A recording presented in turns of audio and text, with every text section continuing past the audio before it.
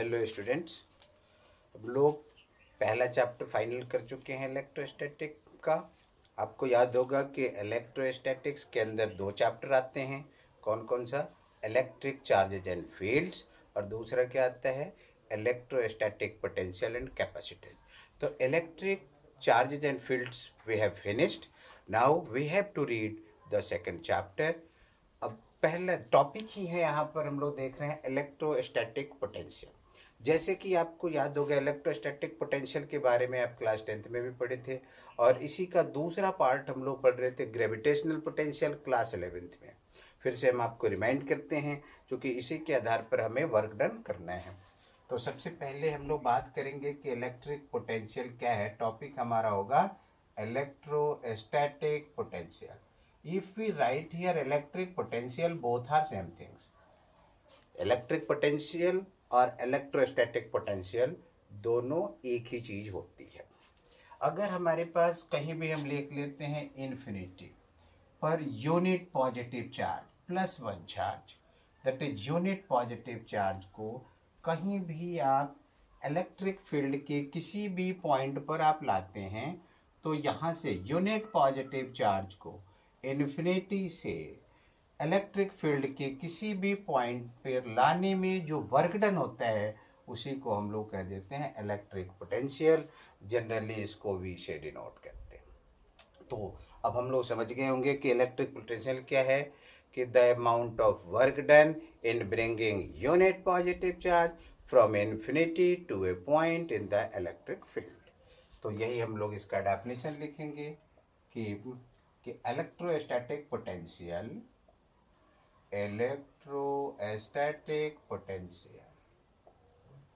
at a point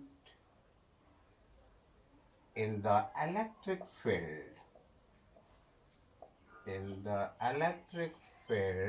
is the amount of work done in bringing unit positive charge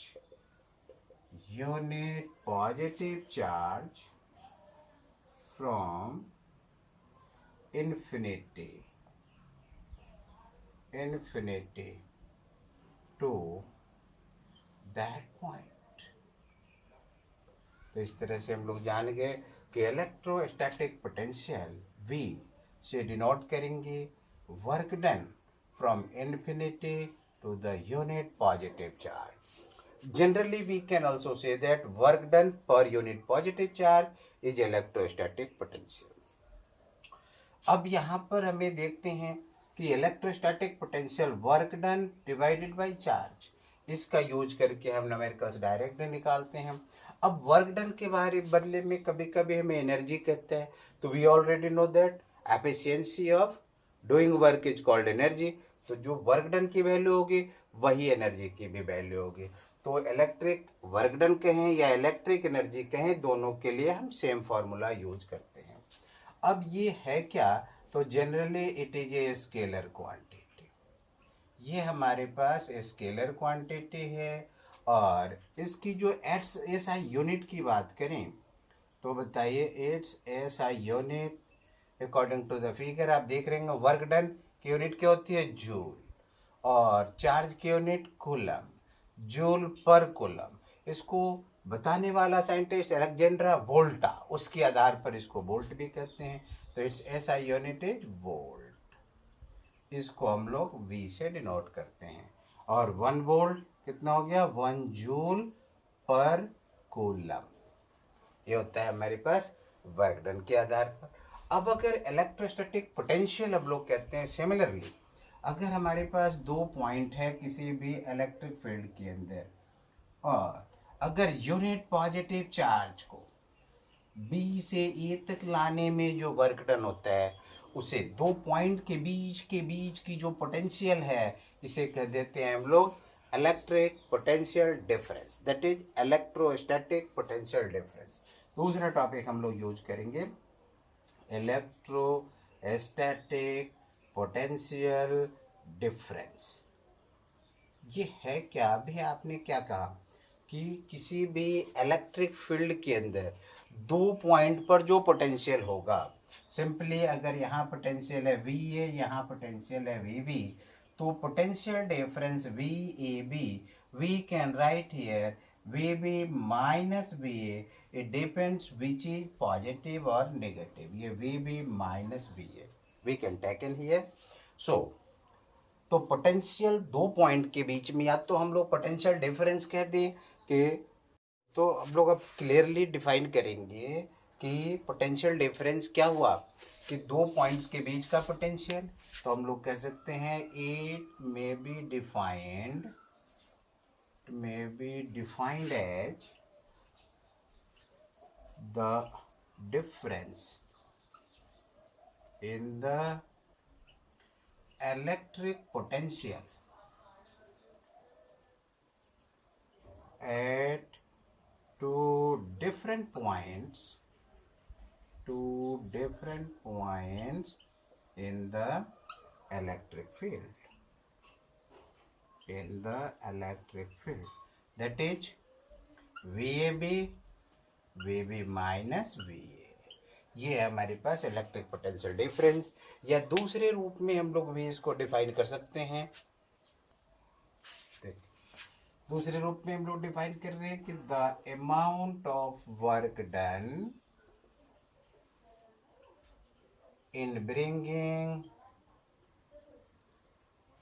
unit positive charge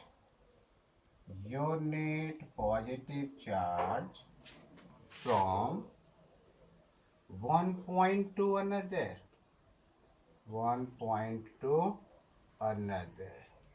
is called electrostatic potential difference।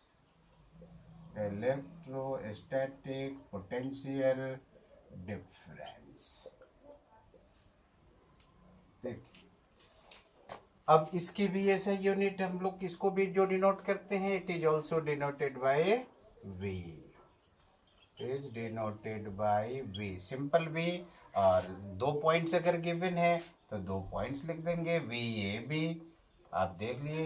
या अब हम लोग इसकी SI unit क्या है, तो it's SI unit is volt, similar way of electric potential volt.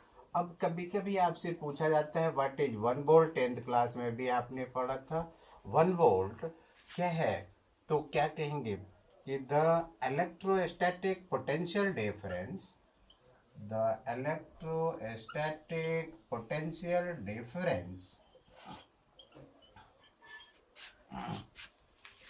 at 2 points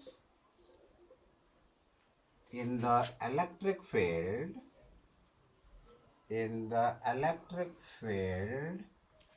when 1 joule work is done, 1 joule work is done in bringing unit positive charge from one point to another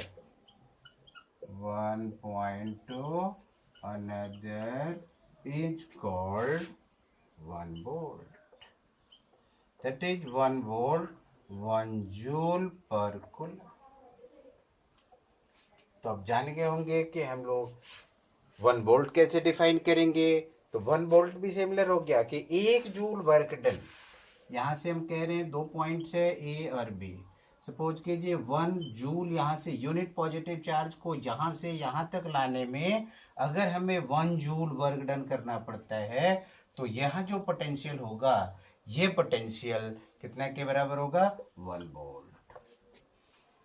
अब हमें find करने हैं कि unit positive charge या simple isolated charge के कारण electric field क्या होगा। Now we will discuss here to find electrostatic potential due to a point charge. ये हमारा एक्सप्रेशन है। सपोज करते हैं कि a point charge is placed at point Q and P is a point in the electric field where we have to find the electrostatic potential. We already know we have to find the work done in bringing unit positive charge from infinity to the given point. अगर point P is placed at a distance r, we displace the charge at point infinity. देखिए, निकालने के लिए अब यहाँ से infinity से कोई भी एक इंटरमीडिएट पॉइंट ले लेते हैं और इसकी डिस्टेंस सपोज करते हैं कि ओ ए इज एक्स। अब यूनिट पॉजिटिव चार्ज अगर हम यहाँ प्लेस करते हैं और तब इसके कारण हम लोग फोर्स लेंगे और तब इसी तरह से यहाँ से एक स्मॉल डिस्प्लेसमेंट ए से बी तक डी एक्स फाइंड करेंगे तो क्या निकलेगा, वर्क डन। अब उस पूरे बॉडी के कारण वर्क डन सिमिलर स्टेज में है तो ये एलिमेंट्री पार्टिकल के कारण वर्क डन फाइंड करते हैं। उसके बाद टोटल निकालने के लिए हम लोग क्या करेंगे, इंटीग्रेट कर देते हैं और जब इंटीग्रेट करेंगे तो जो वर्क डन आएगा यही हमारे पास क्या होगा, जो है ना expression for the electric potential. तो अब हम लोग इसको डिस्कस कर रहे हैं। देखिए, consider a point charge is placed, a point charge Q मान लेते हैं इसको, Q is placed at point O. P is a point at a distance R where we have to find electrostatic potential. Electrostatic potential. At first, charge Q is displaced at infinity and take an intermediate point,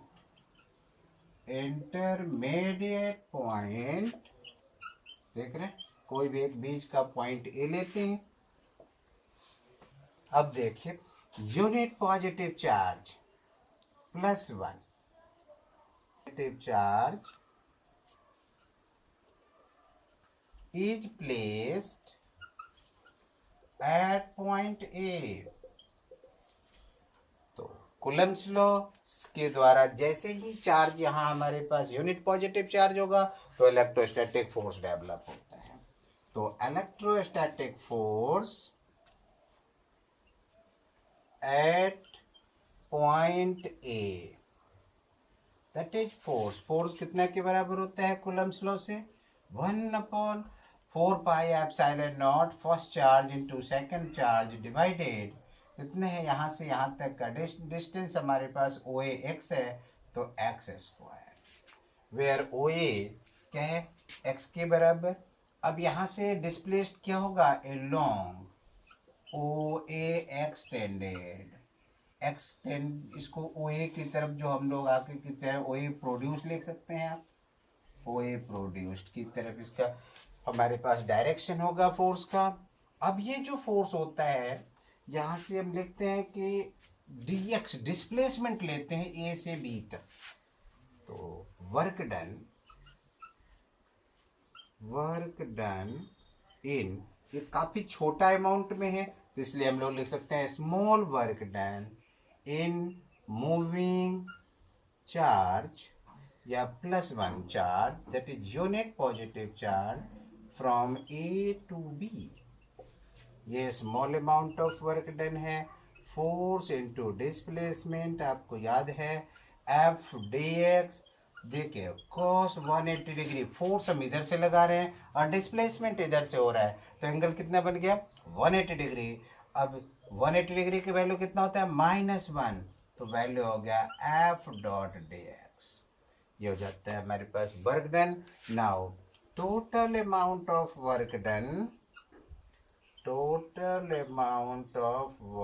done, in bringing positive +1, that is unit positive charge from infinity to p. देखिए ये हमारे पास है, infinity से p तक लेते हैं, total work done निकालने के लिए इंटीग्रेट करेंगे और 0 to w total work done. यहाँ हमारे पास कितना हो गया, यहाँ से इन्फिनिटी टू p पॉइंट क्या r डिस्टेंस पर है और वर्क डन की वैल्यू हो गया -f into D x.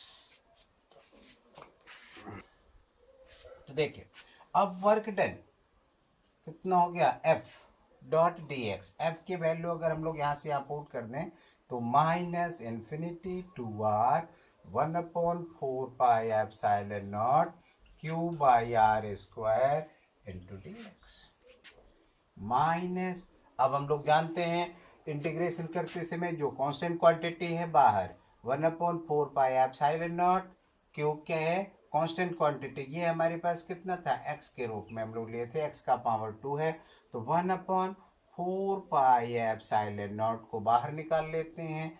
Charge भी कांस्टेंट है और ये हो जाता है इन्फिनिटी टू आर। ये देखिए 1/x², उसको ऊपर ले जाएंगे कितना हो जाएगा, x का पावर -2 इंटू डी एक्स। अब आपको याद होगा एक फॉर्मूला हमने आपको सिखाया था, x का power n into D x का इंटीग्रेशन क्या होता है, x का पावर n+1 अपॉन n+1। देख रहे हैं, तो यहीं से हम लोग इसको ले लेते हैं, x का पावर -2 इंटू डी एक्स, तो कितना हो जाएगा -2 + 1 -2 + 1 x to the power -1 upon -1 that is equal to 1/x -1/x। अब डायरेक्टली हम लोग यहाँ पुट कर लेते हैं -1/4πε0 इंटू क्यू, वैल्यू हो गया -1/x और इन्फिनिटी टू आर। देखिए अब माइनस और माइनस प्लस हो गया, 1/4πε0 इंटू क्यू 1/x। यहाँ से अब लिमिट पुट करेंगे, upper limit minus lower limit 1/r minus 1/∞ 1/4πε0 into Q. अब आपको याद होगा 1/∞ 0, वैल्यू कितना हो गया 1/r, इसकी वैल्यू -0, तो टोटल वैल्यू निकल जाता है 1/4πε0 q/r। अब ये जो वर्क डन है, यही वर्क डन क्या कहलाता है, हम लोग कह रहे थे इसको potential. So we can write here potential equal to 1/4πε0 q/r। ये एक्सप्रेशन है इलेक्ट्रिक पोटेंशियल का due to point charge at any point in the electric. हम लोग देख रहे थे कि electric potential 1/4πε0 q/r, 1/4πε0 constant quantity, charge is also fixed so it is also constant, it means electric potential V inversely proportional to R। ये हमारे पास है। अगर हम लोग ये देखना चाहें, आपको याद होगा कि अगर हम लोग R की वैल्यू एट इन्फिनिटी की बात करें, एट इन्फिनिटी R क्या होगा, R equal to infinity, then potential कितना हो जाएगा 1/4πε0 q/∞। इन्फिनिटी में हम किसी भी संख्या से डिवाइड करते हैं तो क्या हो जाता है 0। It means at infinity electric potential is 0. You must have to learn it. Okay, what question is asked in your paper in 1 marks, what is the value of electric potential at infinity due to a single charge? तो क्या होगा, infinity पर हमेशा potential 0 होता है। You must have to learn it. अब देखिए note में अब आपसे क्वेश्चन पूछा जाता है कि you have to distinguish between electric field and electric potential graphically. What does it means graphically? तो देखिए पोटेंशियल की वैल्यू कितने हैं 1/4πε0 q/r²। It implies q/r, it implies that potential inversely proportional to r and electric field 1/4πε0 q/r²। It implies that electric field inversely proportional to r²।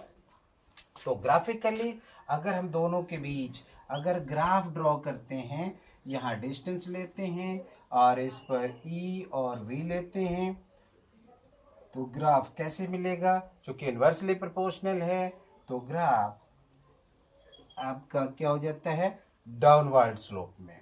दूसरा जो graph हम देखेंगे तो ये ग्राफ, अब देखिए कौन सी वैल्यू ज़्यादा है और कौन सा कम है, तो पोटेंशियल की वैल्यू कम है और इलेक्ट्रिक फील्ड का स्क्वायर है, तो ये हमारे पास ज़्यादा है, ये कम है। इट मीन्स इलेक्ट्रिक फील्ड ये है और पोटेंशियल ये हमें ग्राफिकल डिस्टिंग्विश होता है। You must have to learn it because this question is asked many times in your paper. तो अब क्लियर हो गया कि इलेक्ट्रिक फील्ड और पोटेंशियल में भी क्या डिफरेंसेज हैं और इलेक्ट्रिक पॉइंट चार्ज के कारण इलेक्ट्रिक पोटेंशियल क्या है। अब सुपरपोजिशन यूज करके हम लोग सिस्टम ऑफ चार्ज के कारण नेक्स्ट वीडियो में पढ़ेंगे।